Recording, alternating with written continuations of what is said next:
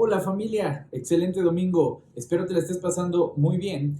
Me da mucho gusto poder saludarte el día de hoy. Espero que sea un domingo de bendición para ti y que este momento que vamos a pasar juntos sea un momento de reflexión, sea un momento en el que podamos poner nuestros corazones en manos de Dios, en el que nos demos un tiempo, no importa la hora que sea quizá, pero nos demos un tiempo para dedicarle a Dios este momento, para reflexionar y para poder ver cómo podemos llegar a ser mejores personas. Hoy vamos a tratar un tema que es bastante común al hablar de la fe, porque es la esencia del cristianismo, ¿no?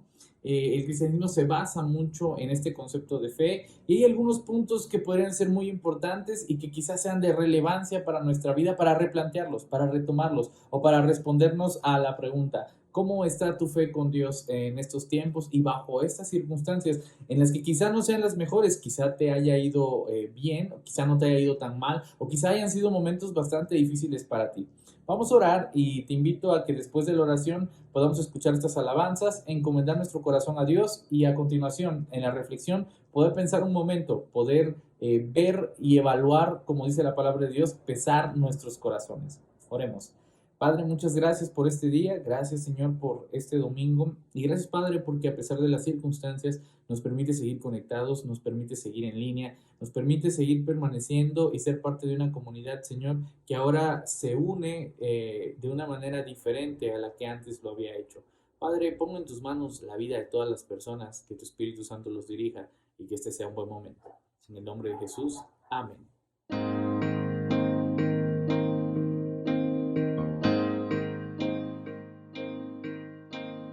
Cada vez más violencia, más maldad en la tierra. Parece que el amor ha muerto y la locura reina sobre la humanidad.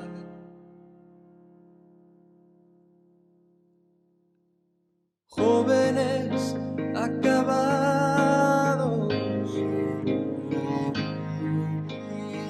niños abandonados, a precio de placer y decidiendo solo el interés.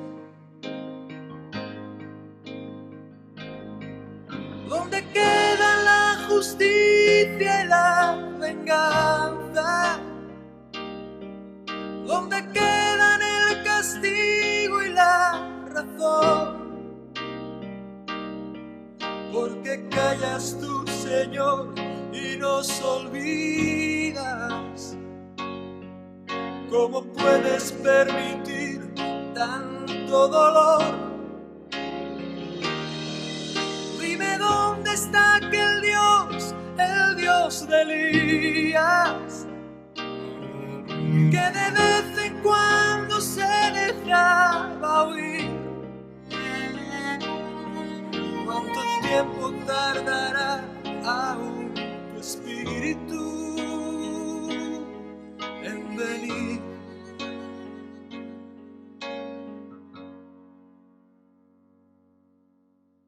Necios como niños,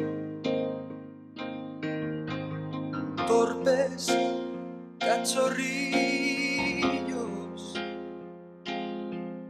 como nos gusta jugar y nos gusta preguntar aquello que hace tiempo sabemos ya.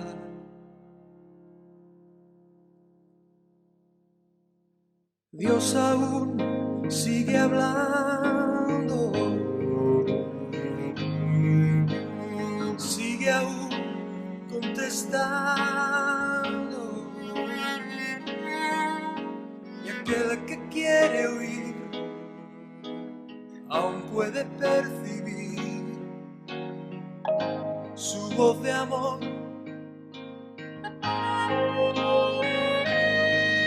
¿Cómo puedo derramar yo de mi espíritu si mis hijos no se vuelven hacia a mí. Ahora ciñete como un varón valiente. Yo hablaré y tú me contestarás a mí. ¿Dónde están aquellos hombres como Elías que dejaron todo por seguirme a mí? Que rompieron compromisos con el mundo solo por agradarme a mí. ¿Dónde están aquellos tres que en Babilonia prefirieron ser quemados a ceder? ¿Dónde está aquel Daniel que me adoraba? ¿Dónde está la santidad de aquel José?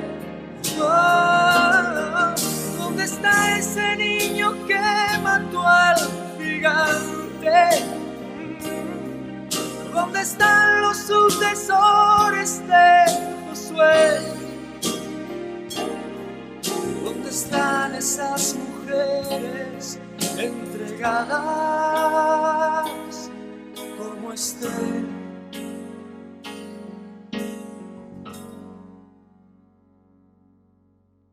Jóvenes acabados,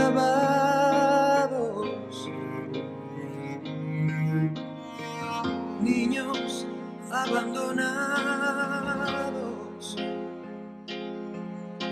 a precio de placer, y pagan inocentes los errores de otros en el ayer.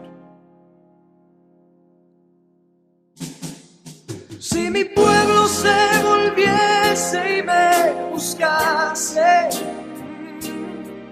renovando así su entrega y su fe,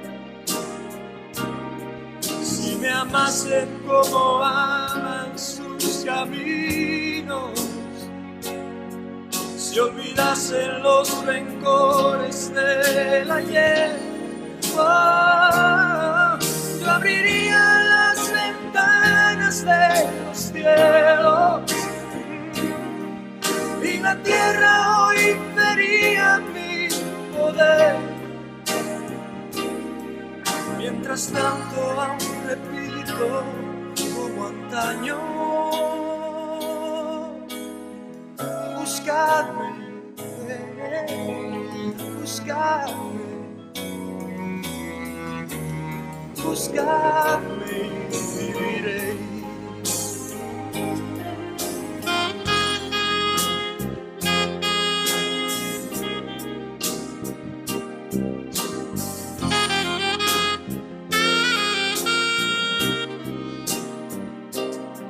Mientras tanto aún repito como antaño: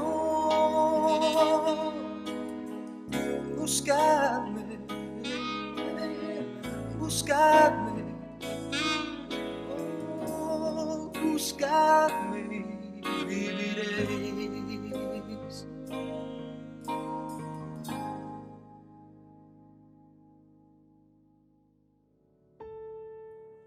Hay un concepto entre los cristianos que es bastante común, y es el concepto de la fe. Bueno, no necesariamente es de los cristianos el concepto de la fe, pero es un concepto que conlleva un gran porcentaje, un gran peso dentro de la religión. La fe es algo extraño, es algo que ha permitido cosas místicas en la humanidad, y es por eso que no es tan sencillo poder definirlo. Por ahí en Hebreos se va a definir a la fe como la certeza de lo que se espera y la convicción de lo que no se ve. Una frase bastante compleja porque termina siendo paradójica, de hecho, ¿no? Es la certeza de lo que se espera y la convicción de lo que no se ve. Estoy seguro de que algo viene, pero tampoco lo veo, pero estoy seguro en eso que no veo. Entonces, esa interpretación de esos conceptos nos ha llevado a pensar que la fe es alguna clase de ceguez dentro del ser humano, es un punto ciego dentro de la humanidad que tenemos dentro de nuestra razón, a la cual ya no podemos acceder, y al no poder acceder, entonces pasa algo, entonces nos declaramos incompetentes ante la situación y por lo tanto dejamos que otras cosas que están fuera de nuestras posibilidades sucedan. La fe es algo definitivamente que no alcanzamos a comprender, es un límite. Y entonces cuando nosotros empezamos a ver a la fe, no solamente con la carga religiosa, la cual por supuesto que la tiene, pero también la empezamos a analizar desde nuestra realidad, nos damos cuenta que en la fe intervenimos, que en la fe pasan cosas de las cuales nosotros somos partícipes también, y que no depende únicamente de algo externo. Por ahí hay muchas teorías sobre cómo se adquiere la fe se te da, la fe la construyes, la fe la encuentras en algún lado. ¿Qué sucede con la fe? Hay muchas cosas por ahí, pero a mí me gustaría llegar hoy a algún tema un poquito más aterrizado a la fe práctica. Es un concepto bastante interesante de un teólogo, el famoso Kierkegaard. Es filósofo, tiene ahí algunos toques teológicos porque su tendencia es hablar un poquito de la fe también. Entonces vamos a tocar un poquito el tema de la fe. Nos preguntan, ¿tienes fe? Y entonces empezamos a especular. Yo creo que sí tengo fe. ¿Por qué? Porque creo en Dios. ¿Lo has visto? No, no lo he visto. Seguramente es fe porque no lo he visto. Si lo hubiese visto, ¿sería fe? Te pregunto a ti. Y entonces vienen otros conceptos. Tú vas al médico quizá y te pregunto, ¿tienes fe en tu médico? Entonces tú dices, sí tengo fe en tu médico. ¿Lo has visto? Entonces, sí lo he visto actuar, lo he visto operar, lo he visto hacer muchas cirugías, lo he visto hacer muchas cosas, por eso tengo fe en mi médico. Chécate cómo cambia la perspectiva cuando nosotros manejamos el concepto. Cuando hablamos de algo que conocemos, tenemos fe en ese algo porque lo conocemos. Vaya, tú no vas a un médico a decir, voy con ese médico, ¿por qué? Porque tengo fe en ese médico. ¿Lo conoces? No lo conozco. Difícilmente usamos el concepto así. Lo usamos cuando ya conocemos algo y hemos comprobado en base a muchas situaciones que ese médico puede resolvernos algún problema. Cuando se trata de Dios somos totalmente diferentes. ¿Tienes fe en Dios? Sí. ¿Lo has visto? No. ¿Lo has visto actuar? Hay personas que a veces dicen no, algunas dicen que sí, y qué bueno, quiere decir que la fe, el concepto por lo menos es más congruente en ellos que una persona que polariza los dos conceptos. Es que si vamos a usar un concepto, hay que usarlo en igualdad de circunstancias para que tenga el mismo valor. ¿Tienes fe? Nos preguntan. Y yo te diría, sí tenemos fe. ¿Por qué tenemos fe y cuáles son aquellos argumentos que nos ayudan a identificar la fe? El primero de ellos es que la fe no es cuantitativa. O sea, no la puedes contar, tengo 2 de fe, tengo 10 de fe, tengo 500 unidades de fe y soy una persona que levita por los cielos o ese tipo de cosas. La fe no puede cuantizarse, no puede contarse, y ese es un concepto muy importante para la fe. Pero entonces si no se puede contar de cómo puedo evaluar la fe. Se evalúa por temas de calidad. La fe en este caso sería cualitativa y no cuantitativa. Eso lo que nos quiere decir es que la fe tiene que ver con la calidad de la misma y la honestidad de la misma y no la cantidad de ella. Tú puedes tener mayor fe no en base a que tienes más, sino en base a que es de una mejor calidad, pero sobre todo este concepto de calidad va directamente relacionado con la honestidad. ¿Qué tan honesta es tu fe? Y aquí para resolver este punto de la honestidad tienen que pasar muchas situaciones. Mira, llega un momento en la vida quizá de las personas, no sé si te sucedió a ti, quizá en algún momento me ha sucedido a mí y le ha sucedido a muchísimos cristianos, y es que cuando tenemos fe, en un principio nuestra fe es muy inocente. Es como enamorarse. Tú crees que todo es bonito, tú crees que todo es padrísimo, crees en todo, le dedicas todo. La fe es romántica, vaya, porque está iniciando, se está cosechando. Pero eso no quiere decir que porque tiene una gran intensidad sea honesta. Porque a esa fe todavía no le has cuestionado muchas cosas. Esa fe todavía no se ha probado, esa fe todavía no ha pasado por el fuego, por las pruebas, por las dudas, por lo que esa fe le falta todavía madurar bastante. Tiene mucha intensidad, tiene mucha potencia, cree en todo, cree que si oras va a llover, cree que si te arrodillas la persona va a sanar, crees que si hablas la gente se va a convertir, crees que Dios está a tu lado todo el tiempo. Es una fe poderosa, pero no es una fe de calidad, no es una fe del todo honesta. ¿Qué sucede? Entonces pasa el tiempo y uno empieza a atribuirle preguntas, uno empieza a atribuirle cosas, uno empieza a dudar, uno empieza a cuestionar, a preguntarse, y en ese momento entonces no quiere decir que la fe se esté debilitando, quiere decir que la fe está madurando, quiere decir que se empieza a creer, quizá no con la misma intensidad, ingenuidad y romanticismo como al principio, pero sí con honestidad. Esto quiere decir que es una fe más honesta, es una fe con mayor calidad, y ahí es donde nosotros empezamos a evaluar nuestra fe, ¿vale? Algunas preguntas que de repente nos tenemos que hacer sobre la fe. Yo oro, creo, pero no sucede. Yo creo que Dios puede sanar, pero pues no me sané yo cuando estoy enfermo. ¿Qué sucedió? ¿Me faltó fe? ¿Dios no me quiso sanar? ¿Dios no puede sanarme? Quizá estoy en pecado y por eso no sano. Tú hazte las preguntas, hoy no te las voy a responder. ¿Por qué? Porque van a pertenecer al desarrollo, a la madurez de tu fe, responderte a esas preguntas, y vas a tener que confrontar un montón de cosas, porque vas a ir con un pastor y te va a dar una versión, vas a ir a la Biblia y te vas a encontrar un pasaje muy particular, vas a estar orando, reflexionando y vas a llegar a una conclusión, pero dentro de un tiempo vas a cuestionar esas conclusiones, las vas a confrontar y vas a crear una nueva a partir de todas ellas. Eso es la madurez, eso es la honestidad y eso es calidad de la fe. ¿Cómo está tu fe? ¿Es honesta? ¿Qué tanto ha madurado? Quizás estás en un punto en donde has cuestionado tanto, pero no has logrado consolidarla nuevamente para volver a estar firme en ella y volver a estar honesta. Simplemente la tienes a un lado porque dices, es que no alcanzo a encontrar todavía alguna respuesta. Estás en el proceso. No lo dejes ahí tirado como si fuera algo que no importa. Es algo valioso para nuestra vida. La fe es un motor como la utopía. Nos sirve para seguir caminando, nos sirve para seguir adelante. No abandones ese proceso. La fe no se mide por cuántos, se mide por calidad. Y esta calidad es directamente relacionada con la honestidad con la que afrontamos nuestra fe. Voy a pasar al siguiente punto, y es una reflexión basada justamente en este concepto de la calidad. Dice Jesús que la fe es como un grano de mostaza, ¿no? Y entonces cuando nosotros vemos el desarrollo de la historia, nos damos cuenta que el grano de mostaza crece hasta ser uno de los árboles más grandes. Me pregunto entonces, ¿la fe empieza chiquita y se hace muy grandota? El texto no tiene que ver necesariamente con el tamaño de la fe. Y ahí está el primer error que nosotros tenemos, porque hasta cantamos, si tuvieras fe como un granito de mostaza y moverías las montañas, ¿no? Y de repente nos preguntamos, yo no puedo mover la montaña, ¿será que mi fe es más chiquita que un granito de mostaza? No. El detalle del texto va más al propósito de la fe.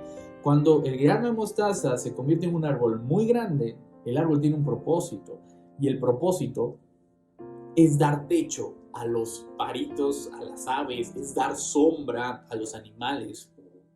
Tiene todo un sentido. Esto no se menciona del todo, pero yo diría hoy el propósito, darle oxígeno a la humanidad. Estos conceptos nos ayudan a ver la fe con un propósito y no necesariamente con una cantidad. Si tú crees que tienes muchísima fe, pero tu fe no tiene ningún propósito, probablemente no tengas una fe de calidad, tengas una fe romántica, y el romanticismo tiene un toque de egoísmo.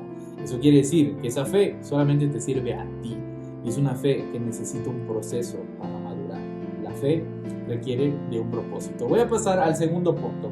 La fe que nosotros tenemos es una fe histórica, no es una fe científica, o sea, no es una fe que se puede comprobar, por lo menos no desde los métodos científicos que ahora conocemos. Hay forma de realizar ya operaciones estadísticas, no con la exactitud con la que estábamos acostumbrados en la física clásica y ese tipo de cosas. Ya tiene más que ver con conceptos estadísticos, y desde ahí quizá en un futuro se vuelva a retomar el concepto de comprobar la fe a partir de la probabilidad y a partir de la estadística, pero no nos metamos en ese concepto ahí, lo dejo ahí como un antecedente por si algún día me escuchas hablar al respecto. Bueno, esa era la razón. Pero ahora lo que te quiero decir es que la fe tiene un argumento histórico, o sea, no es algo que tú te inventaste hoy, es algo que tiene una tradición y eso es un peso muy, muy, muy valioso, porque lo que tú crees, lo que tú piensas, no viene de ahora, viene de 2000 años atrás. ¿Quiere decir que todo lo antiguo es valioso? No necesariamente, pero quiere decir que esa idea ha pasado por la mente de 2000 años de personas y en 2000 años se ha cuestionado, se han hecho preguntas, se han quebrado, se han reconstruido los conceptos de fe. Eso quiere decir que ha tenido un proceso de madurez más largo que el que toda tu vida le puede dar a ese proceso. ¿Quiere decir entonces que lo adoptes tal cual y lo hagas tuyo? No. Quiere decir que tú tomes de eso que otras personas han madurado como un concepto de fe global. Pues que la fe ya no solamente es tuya, ¿te das cuenta? La fe ahora le ha pertenecido a muchas personas y a muchas generaciones y todos aportamos a esa fe para madurarla. Eso quiere decir que es responsabilidad moral de uno también desde su contexto aportar a esa fe global, cuestionarla, preguntarle cosas, madurarla. ¿Para qué? Para que ésta siga creciendo y las futuras generaciones puedan seguir haciendo su trabajo de madurez de fe. Así, la calidad de la fe global que tengamos va a ser una fe pues bastante madura y bastante sincera. No nos sirve de mucho tampoco creerla tal cual y no preguntar nada, porque insisto, seguimos siendo románticos ante la fe de 2000 años. No quiere decir que 2000 años hayan dejado perfecta y pulida nuestro concepto de fe. Falta mucho, faltan muchos años, faltan muchos tiempos y nosotros tenemos que poner nuestro grano de arena. Paso al siguiente punto. Nuestra fe no es irracional. Por favor, quitémonos ese concepto ya oscurantista y anticuado de la fe. La fe no es racional. Fe que no se piensa no es fe. Es cualquier clase de polarización, radicalismo, es cualquier idea que nosotros nos compramos y que quizá a veces por un vacío emocional que tenemos lo adoptamos porque lo necesitamos en ese momento, pero no es fe. Es cualquier, insisto, utopía, polarización, cualquier religiosidad que nos hemos comprado. La fe se piensa, por supuesto que la fe se piensa, la fe se razona, claro que sí, pues es la razón la que nos va a ayudar a cuestionar la fe y la que nos va a ayudar a replantear la estructura de la fe que nosotros queramos tener. La fe entonces necesita del uso de nuestra razón. ¿Por qué sucedió? ¿Por qué no sucedió? ¿Qué hubiera pasado si hago esto? ¿A qué conclusiones me lleva? Esa es una fe que se piensa, que se razona, que se estructura. Yo te invito a pensar ahora conceptos de tu fe, algunas cosas que no hayas pensado y que hayas dejado ahí porque tuviste miedo, ¿qué tal y que la pienso y estoy faltando a la fe, ¿no? O quizá no encontraste una respuesta en su tiempo y dijiste, ya no voy a pensar más sobre este asunto porque me ha causado muchos problemas y no llego a una conclusión. Vaya, te invito a que vuelvas a retomar el tema, que lo pienses, que lo cuestiones, que lo madures, quizá ahora sea el momento adecuado para llegar a alguna conclusión. Paso al siguiente punto. Nuestra fe es esperanzadora, porque la fe, como decíamos al principio, tiene un propósito, pero este propósito va relacionado de manera muy particular con la esperanza. La esperanza de creer en algo, de saber que hay algo más allá de nuestros límites. Es que las personas somos a veces tan egoístas que creemos que lo que alcanzamos a ver es el final y que no hay nada más allá de lo que nosotros alcanzamos a ver. Es por eso, es por ese egoísmo, es por ese antropocentrismo que tenemos. Es por eso que cuando nos encontramos ante una situación a la cual tú ya no le ves salida, crees que no tiene salida. Porque crees que eres tan importante en el universo que si tú no ves la salida, nadie más puede verla.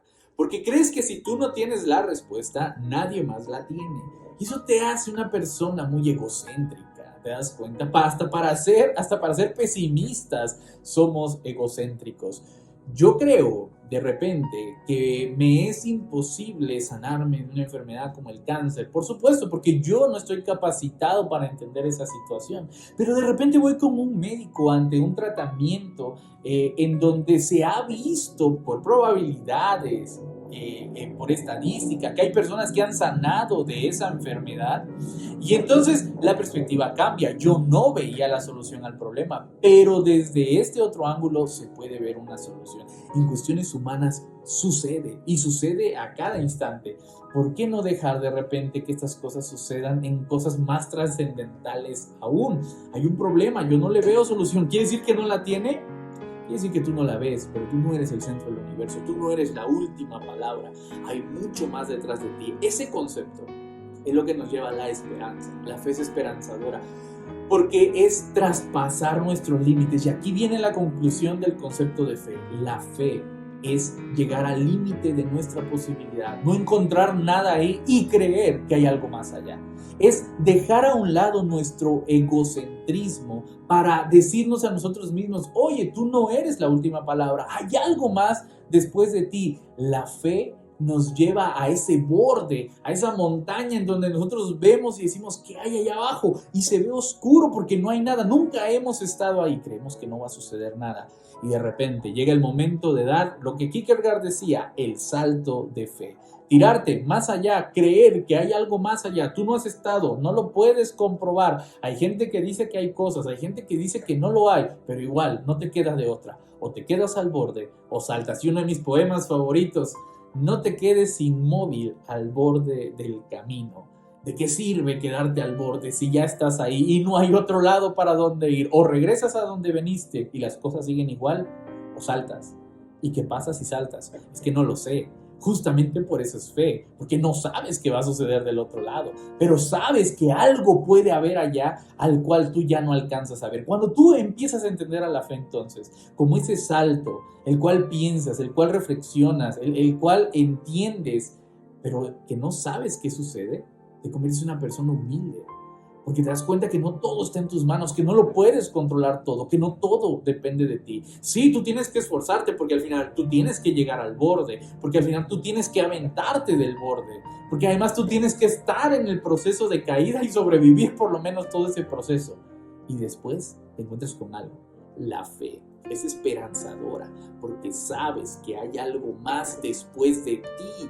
La fe es humildad porque te das cuenta que ya no todo depende de tus manos. Pero la fe no es polarizante. La fe no depende solamente de Dios. La fe también depende de ti. Termino con algunos ejemplos de fe. El pueblo de Israel, por ejemplo, cuenta algunas historias bien interesantes cuando llega al Mar Muerto. Está a punto de cruzar el mar y ya no tiene opciones. Ha salido de Egipto, ha dejado todo, se ha llevado todas sus cosas, no puede pelear contra el ejército y no puede cruzar el mar. ¿Qué sucede? Un milagro. Punto clave. La fe provoca milagros.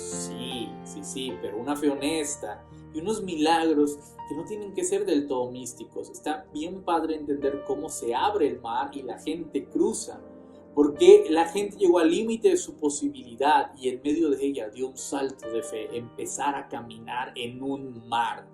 ¿Cuándo en tu vida, estamos haciendo la analogía de este concepto, pero cuándo en tu vida ves que un mar se abre? Y si se abre, te atreves a cruzar en medio. Tú no sabes cuándo esa cosa se va a cerrar. Tú no sabes cuándo la marea va a volver a subir y te va a arrastrar. De hecho, cuando tú volteas a ver después de que cruzas el mar, te das cuenta que a todo el ejército en esa misma historia sí se lo lleva el mar. Porque al final ellos también cruzaron. El ejército también cruzó. Entonces, un salto de fe que el pueblo da y que provoca un milagro. Y así hay un montón de cosas. La niña que resucita en el famoso Talita Kumi no duerme, no está muerta, solamente duerme. Pero sobre todo, familia, dejemos de ver esas historias tan grandes y empecemos a ver nuestras historias. ¿Cuál ha sido el milagro de tu vida que te ha cambiado? Ese momento en el que te encontraste con Dios, quizá el momento en el que nacieron tus hijos, quizá el momento en el que te reconciliaste con una persona.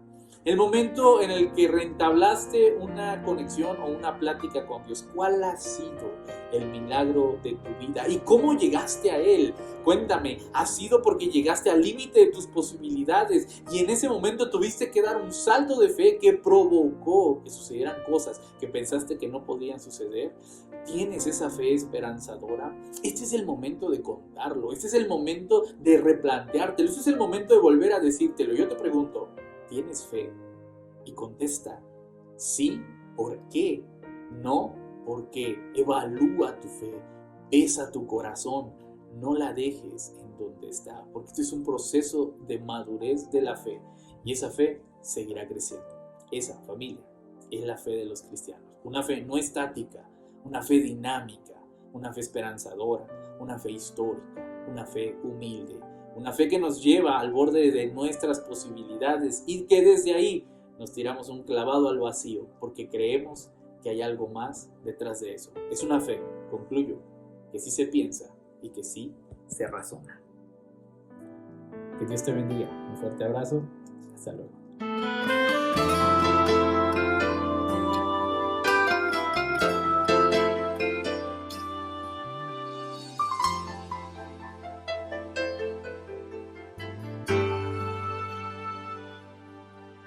Aún no puedo asimilar lo que me ha sucedido.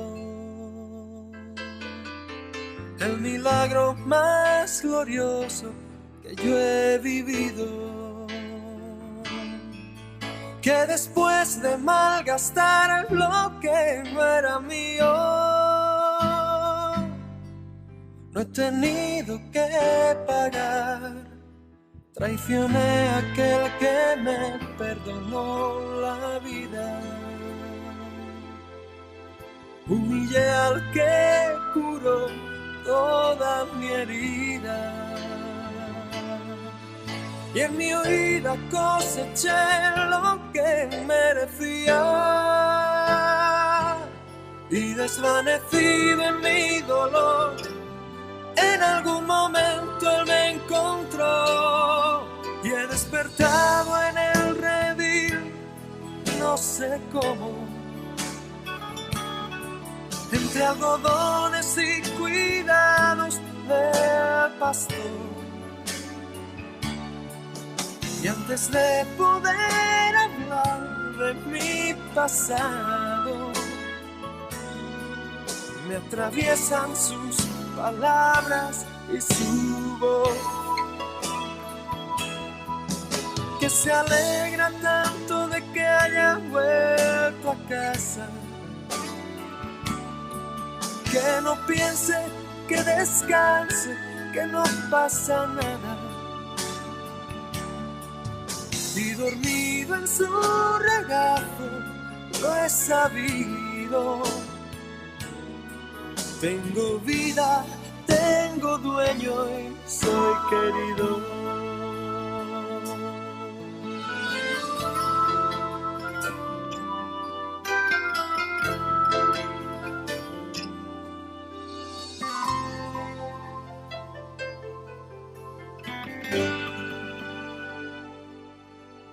He aprendido la lección del amor divino, que me transformó cruzándose en mi camino y que dio a mi vida entera otro sentido, otra meta y otro fin. Yo no sé lo que traerá para mí el mañana, pero sé que nunca se apagará su llama. Salga el sol por donde quiera, Él me ama. Sé lo que es la gracia y el perdón, su misericordia es mi canción. He despertado en el redil, no sé cómo, entre algodones y cuidados del pastor. Y antes de poder hablar hablar de mi pasado. Me atraviesan sus palabras y su voz, que se alegra tanto de que haya vuelto a casa, que no piense, que descanse, que no pasa nada. Y dormido en su regazo lo he sabido. Tengo vida, tengo dueño y soy querido. Oh, he despertado en el redil, no sé cómo, entre algodones y cuidados de pastor. Y antes de poder hablar de mi pasado, me atraviesan sus palabras y su voz, que se alegra tanto de que haya vuelto a casa, que no piense, que descanse, que no pasa nada. Y dormido en su regazo lo he sabido. Tengo vida, tengo dueño y soy querido.